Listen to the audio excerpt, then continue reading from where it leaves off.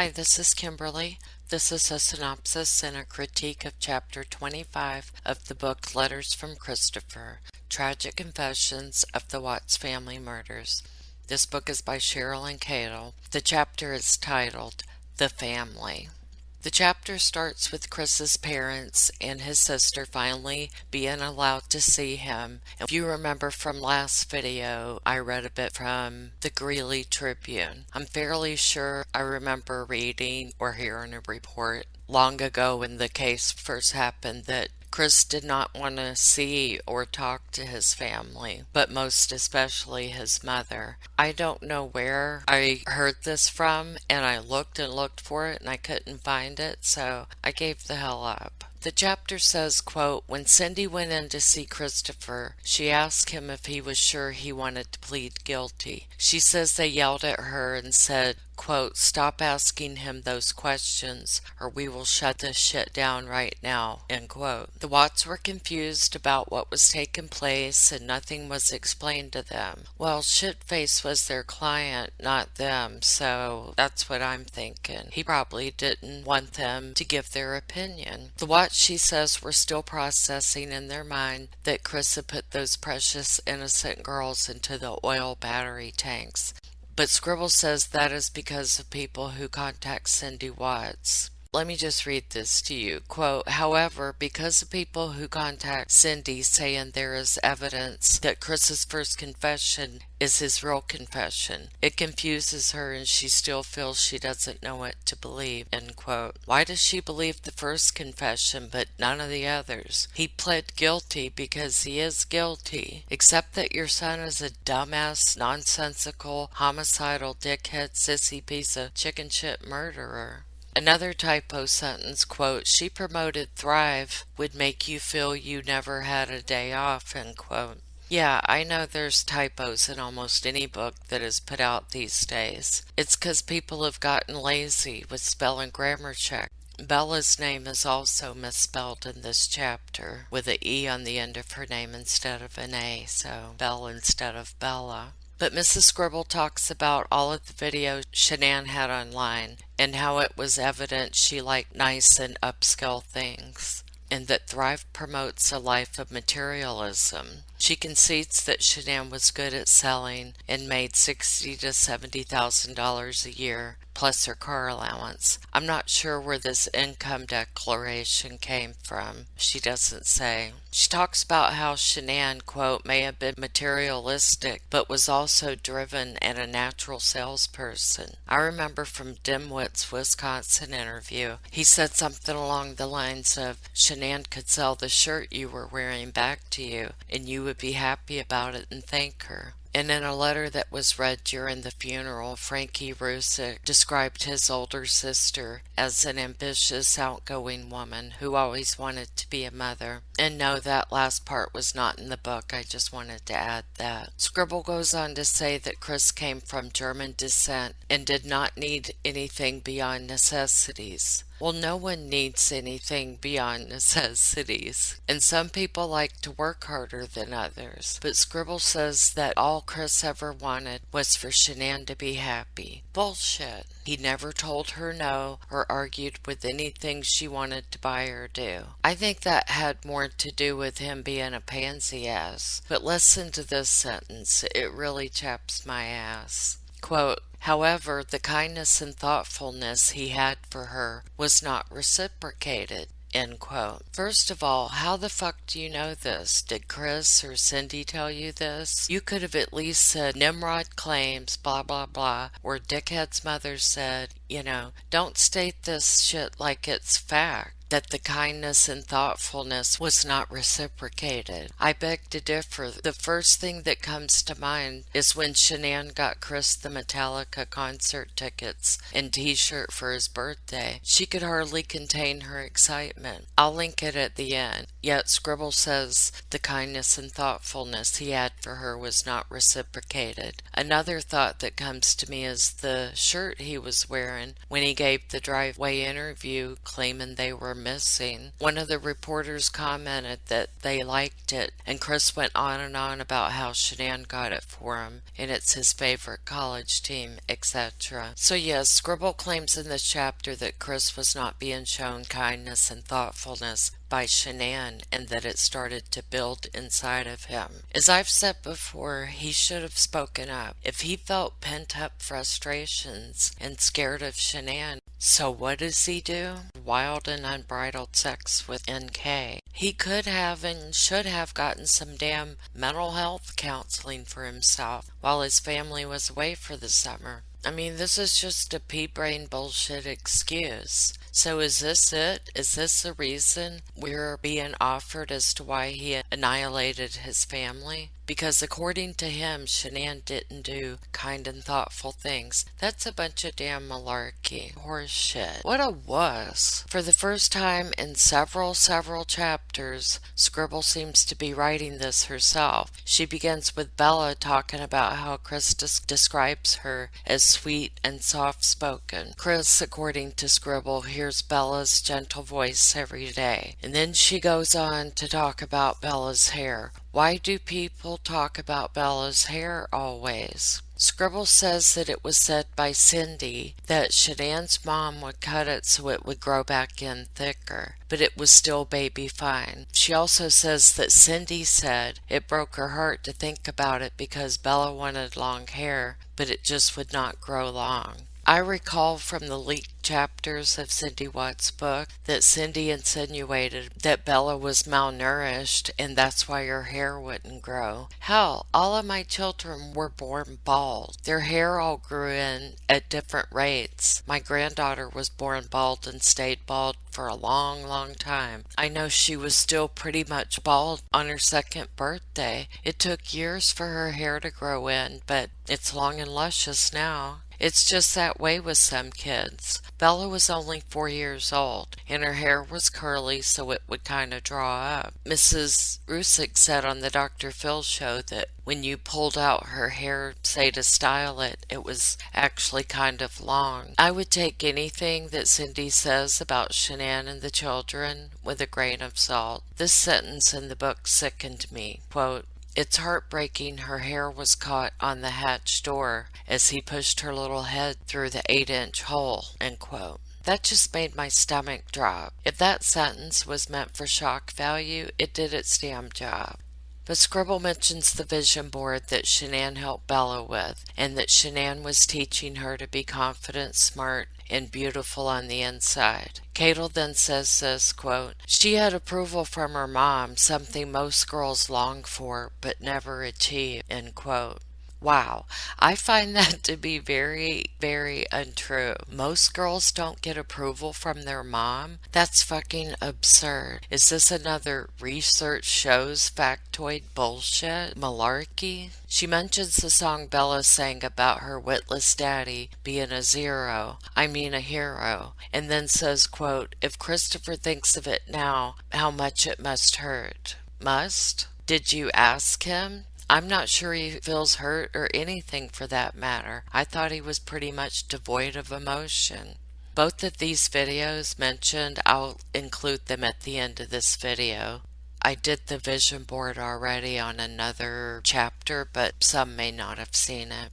Scribble talks in the chapter about how the grandparents have suffered and the pain they must be in, and perhaps the media will leave them all alone soon and allow them to grieve privately. I don't think it's so much the media as a select few crazies that have come forward to harass and threaten them and say horrible things about Shanann. Then she goes back to Bella and how it seems as though she had some sort of sixth sense, and talks about Bella being put into the truck that morning and how she must have been so scared, yet at the same time trusting her daddy, and what she witnessed at Survey 319. And this became part of the book that I had to leave for a little bit and come back to it. The thought of what that sweet angel went through and saw, it almost physically sickens me. Then she goes on talking about Cece. She was fearless and thought of life as a party. She talks about her first trip to the beach and how Bella and Celeste were best friends. I do agree with that. They were always holding hands, playing, and kissing one another. Bella watched out for Cece, and Cece showed Bella how to step out of her comfort zone and have some fun. They were both so filled with light and joy. And then she says how the two of them held on to each other on the drive to Survey 319. The girls had had their clothes picked out for school, and they were excited to start that day. Scribble says Shanann was having Christopher's boy. He would have someone to enjoy as he was growing up. The father-son bond he had had with his dad. However, that was not enough for him then, but now if you were to ask him, he grieves over that loss. Does he now? She says there is so much more to this story that Christopher does not even know. Like what? What does that mean? What does it mean that there's more to the story that Chris does not know? That's the biggest statement in this chapter. Can she back it up? How do you know there is more? How do you know Chris doesn't know? For fuck's sake. Was she watching the Golden Girls while she was writing and forgot to put the rest of this in? She then ends this very short 4-page chapter with, quote, "They never got to tell their family goodbye as their bodies could not even been shown. The crude oil the girls were in and the extent of decomposition, the bodies of Shanann and the girls made it impossible to give them the usual funeral where the bodies could be shown," end quote. So I'll tell you what I found in relation to this, what Frank Rusick Sr. told Dr. Phil last March. And trigger warning, it's graphic in nature. Frank Sr. said, quote, "The hardest thing was flying them here because they were in crude oil for 4 days, so they were flammable. So we couldn't cremate them. They would have blown up a building. They had to have a bigger coffin, and then they had to seal it with a certain wrap so the gases wouldn't leak out. That's pretty sad, isn't it? So we three here never got to say goodbye to our family or see them," end quote. I can't show you that Dr. Phil interview because of copyright issues, but I will link the Daily Mail story from March 14, 2019. There are several clips of the Rusick interview with Dr. Phil on his YouTube channel that I'll link below. I was just getting into this chapter because, unlike all of the copying from Discovery, she seemed to use her own words for the most part. I wish she would have stated where this info came from. If it was from Chris Asshat Watts, or from Cindy Watts while she and Scribble were still talking, or what. Although most of it was shit I already knew from watching Shanann's videos and news reports. She also added a whole lot of conjecture, plus a couple of sentences that just did not make any sense. And of course the misspelling of Bella's name. And we still have 3 chapters to go plus the epilogue. And no, I'm not going to quit this series until the book is finished. I'm also going to read the letter that was written on behalf of Cindy Watts and given to Judge Kopcow. I thought it would be fun for you guys to hear that.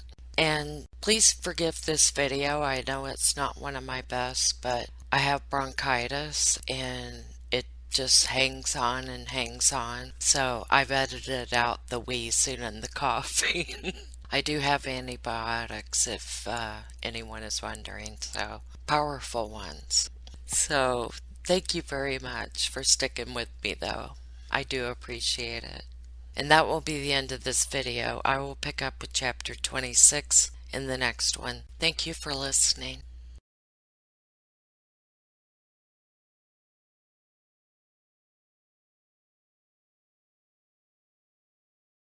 This letter is from Kay Allman to Judge Kopcow, and it's on behalf of Cindy Watts. It was actually an email. It was sent November 12th, 2018. Judge Kopcow, I am writing to you on behalf of Cindy Watts, the mother of Christopher Watts. Since the time of Chris's arrest, his entire family has been denied contact with him. They attempted to contact him by phone, by email, and in person, and were denied by the public defender's office each time. The night before the hearing, they were allowed to visit for 30 minutes each, father, mother, and sister, which is the first contact they've had since arrest.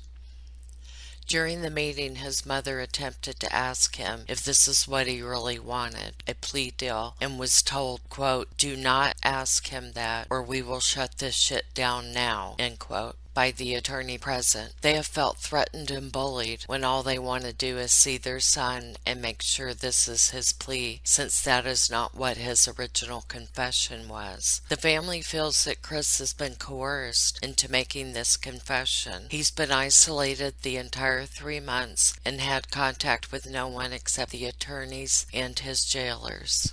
The family feels he has been told by the public defender that he has no other options than to take this plea and has therefore accepted his fate. However, they don't actually know the facts since they are not allowed to speak to Chris. Since the November 6th hearing, the family has called the public defender's office numerous times and they have been rerouted each time to a social worker. This may be the social worker Cindy was talking about in her interview she did with one of the Denver news stations. It is the opinion of Mr. Watt's family that he has been coerced, has been denied his constitutional rights, and more, all in an attempt to quickly close the case. They want to have a new attorney speak to Chris on their behalf to determine if this is a true confession or one that is based on inhumane treatment at the hands of the public defender's office of Weld County. If they had not been denied access to Chris, then they would have not been forced to contact you for equal justice for their son. Today, Mrs. Watts has left 2 voicemails with your office, which is closed for the holiday. She would like to speak with you about this matter and to find out why their family is being denied access to Chris and to make sure he is receiving fair treatment under our Constitution. Her phone number is, she will accept your call at any time and is aware I have reached out to you. Thank you for your time, K. Allman. And then the response by Judge Kopcow.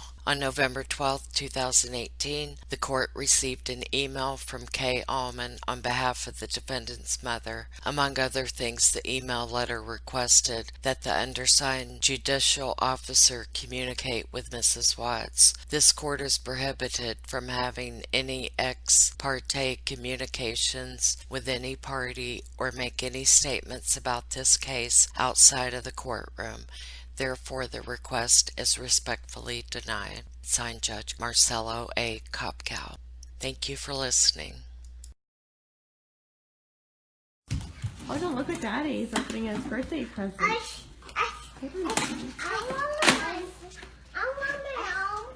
He's getting a month to thrive. Heck yeah.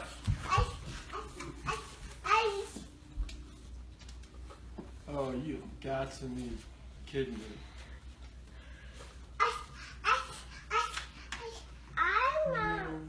I gotta censor this fella. You serious? Ice, ice.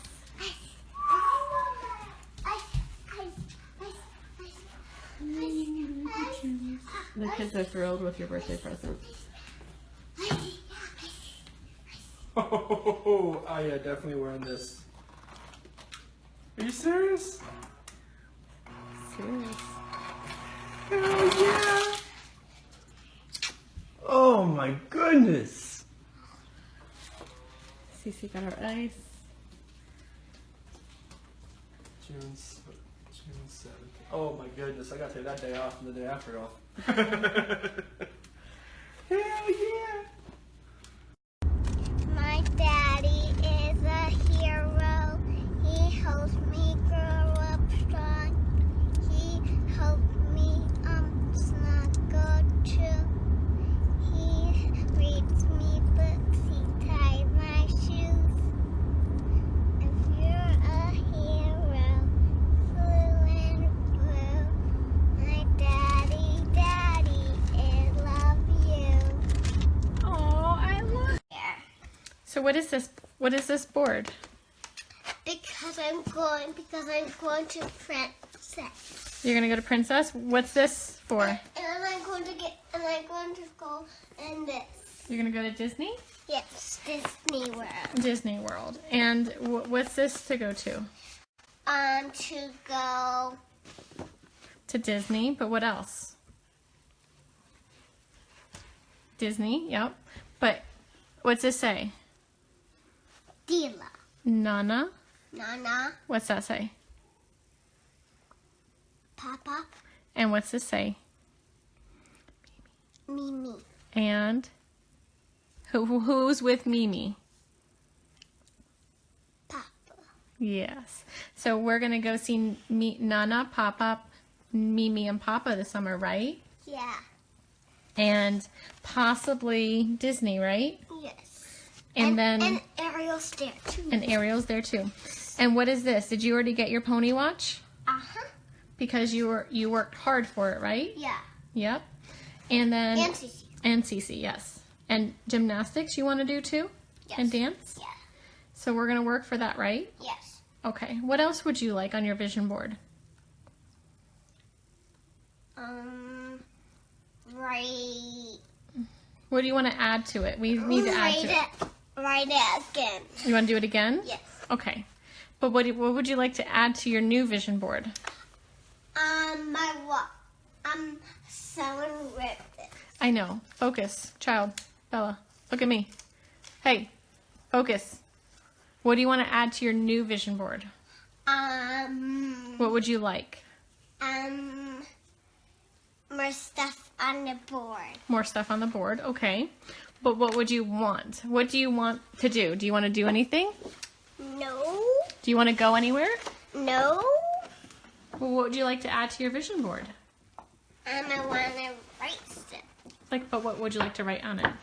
We're trying to get there, kids. Write Cece's name. Cece's name. But do you want to go to the zoo? Yes. Would you like to go to the aquarium? Yes. Don't kick the board. What else would you like to do? When you grow up, what do you want to do when you grow up? play with mommy and daddy. Play with mommy and daddy? Okay, don't, Bella Marie, don't hang on my vision board. Please don't play with that. Yeah, I want to play with this. You don't play with that. But what would you like to do with your... And there. In there? It stays in mommy's office. You can put it in your room. Yeah, I want to play that in my room. So you can look at it every day? Yeah. Do you want to be a teacher when you grow up? You do? Do you want to be... What else would you like to be when you grow up? I don't know. You don't know? Do you want to be a doctor? Yes. Or a nurse? I want to be a doctor. You want to be a doctor? Why would you like to be a doctor? Because What does a doctor do? check everyone. Checks everyone and makes them feel better?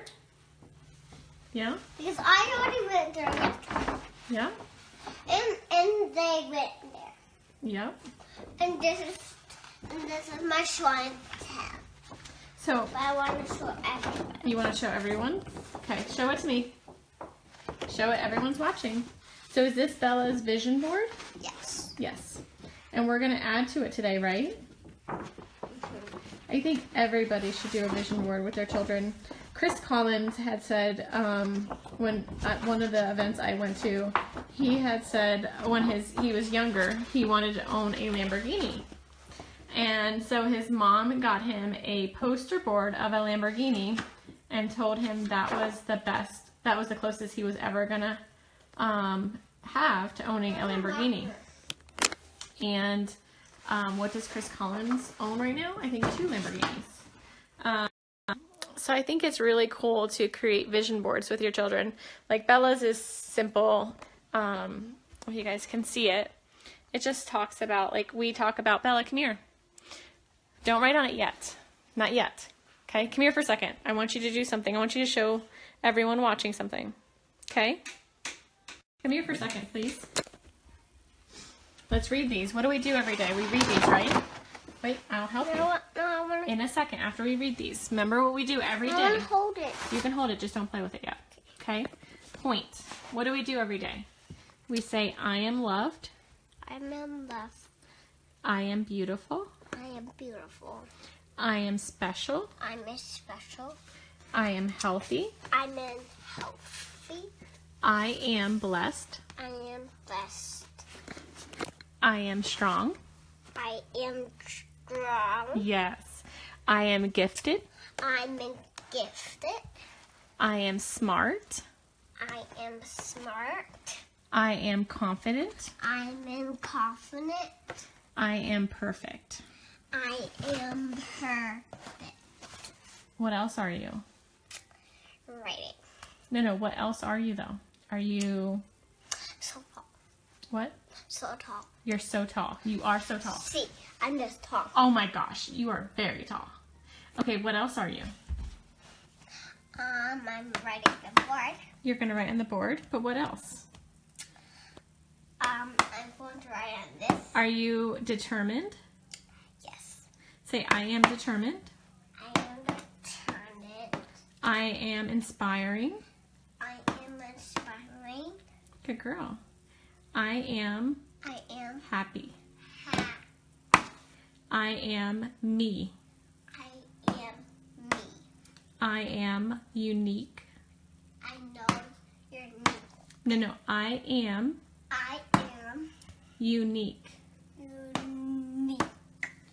I am I am confident. confident.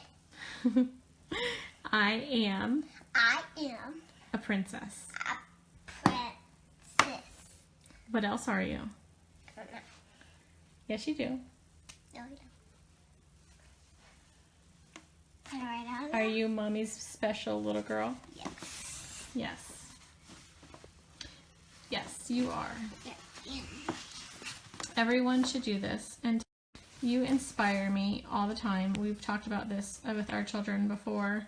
And I think we need to have our children say affirmations every single day. Because they are special. They are unique. Right, Bella? Are you writing your name?